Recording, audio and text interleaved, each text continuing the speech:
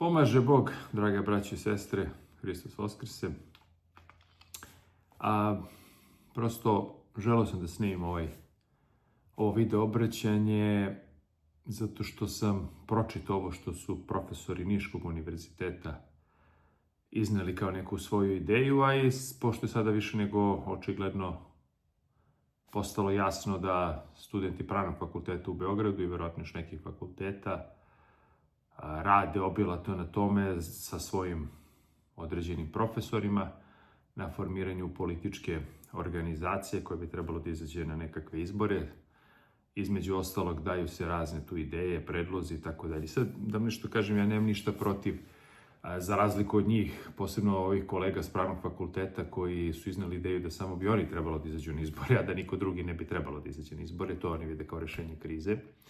I time žele valjda da uskrate osnovno elementarno ustavno pravo svakome, a to je da bira i da bude biran. Ja nemam ništa protiv što će oni formirati svoju političku organizaciju, tu profesorsko, studentsku, gimnazijalsku, kako god hoće.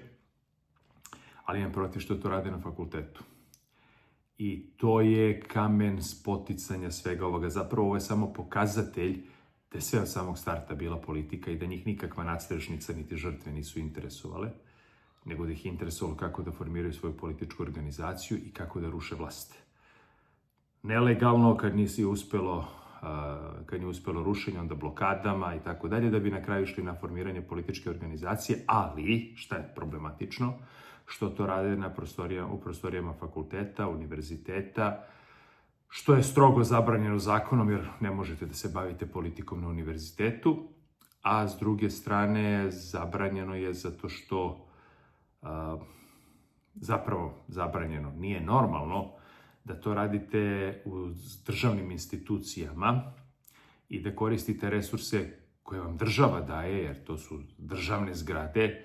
Vi ste zapravo sve fakultete pretvorili u vaše kasarne na neki način ili, ako ćemo iskreno, opštinske odbore vaših političkih organizacija, rektorat u centralu vaše političke stranke, i time ste pokazali u startu kako biste vi poštovali zakone ove zemlje, tako što zapravo protivno zakonu bavite se politikom na univerzitetu i formirate političku organizaciju.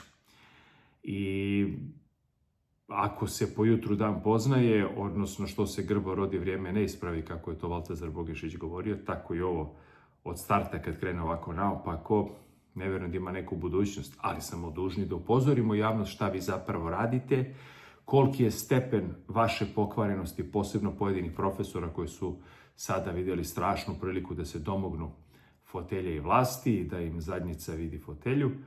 Ja se iskreno nadam da ovo neće uspeti, ali, kažem, dužni smo da javnost upozorimo kakva je vrsta pokvarenosti na delu, kako se zloupotrebljavaju državni resursi, kako se krši zakon i kako su izmanipulisani ljudi koji su smatrali da su ovo kao nekakvi studentski protesti. Nisu nikakvi studentski protesti, ovo su protesti dela studenata zloupotrebljenih od strane pokvarenih bandita profesora, bukvalno bandita profesora, koji žele da naprave političku organizaciju, odnosno političku stranku i da eventualno na taj način dođu na vlast, ali to rade preko državnih resursa, odnosno iskorišćavajući državne zgrade, iskorišćavajući fakultete, manipulišujući studentima, manipulišujući građanstvom, što je naravno krajnje bestidno.